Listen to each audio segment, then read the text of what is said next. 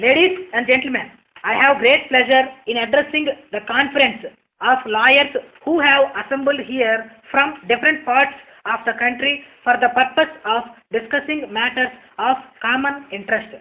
At the outset, I may tell you that when my good friend and the secretary of your association met me and requested that I should take part in this conference and speak to you, I readily accepted the invitation because I thought it would give me an opportunity to meet my colleagues and also the young men and women in the profession.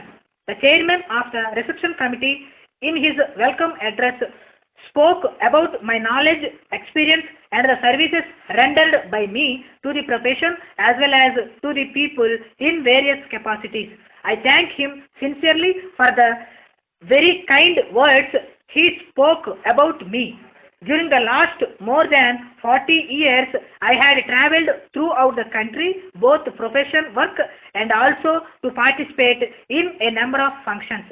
And I had occasion to move with persons belonging to different walks of life. I know the conditions of our people before independence and also the steady progress that has been made afterwards on account of the performance of the successive governments both at the center and in the states. On this occasion, I remember with gratitude the great sacrifices made by our leaders for the liberation of our country from foreign domination and pay my humble respects to those great men and women because I feel that the tremendous developments that had taken place in our country would not have been possible but for their sacrifices. In this connection, I would like to tell you with a sense of pride that persons belonging to our profession took a leading part in the freedom movement, and it will not be an exaggeration if I say that they were in large numbers when compared to those in other walks of life. That was because in those days lawyers were in the forefront of the freedom struggle and took upon themselves the responsibility of shaping the public opinion against the foreign rule and by uniting the people irrespective of caste, creed, language or religion for a common purpose.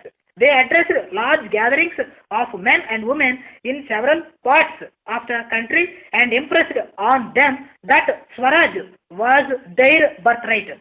We know that on account of their activities of this nature, they had to undergo a lot of sufferings under the British rule. The reason for mentioning all these things here is that we who are privileged to belong to the same profession can really feel proud about them and at the same time dedicate ourselves to play our part at the present moment in such a way as to inspire the future generation.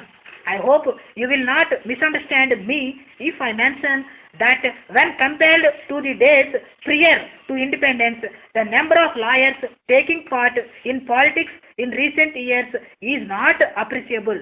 I am drawing your attention to this aspect in order that you may think about it in all seriousness. It is my wish that in the years to come, lawyers should take an active part in politics in large numbers. The reason is this. If you take some more interest in politics and public activities, you will be in a better position to understand and appreciate the difficulties and problems of the people, and you can help to solve them either through the courts of law or by taking up the matter with the appropriate authorities.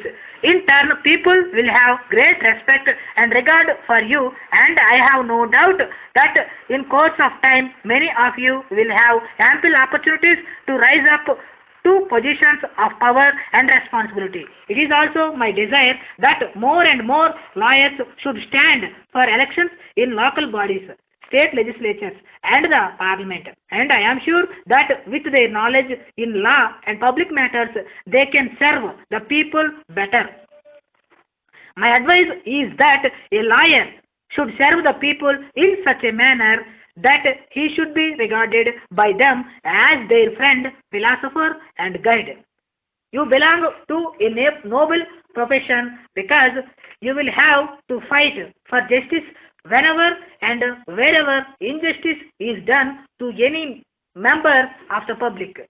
In a democratic setup like ours, you have an important part to play, and I would appeal to you to realize the sacred task handed over to you from generation to generation and always fight for justice without taking into consideration the social or economic status of the persons who approach you for professional help.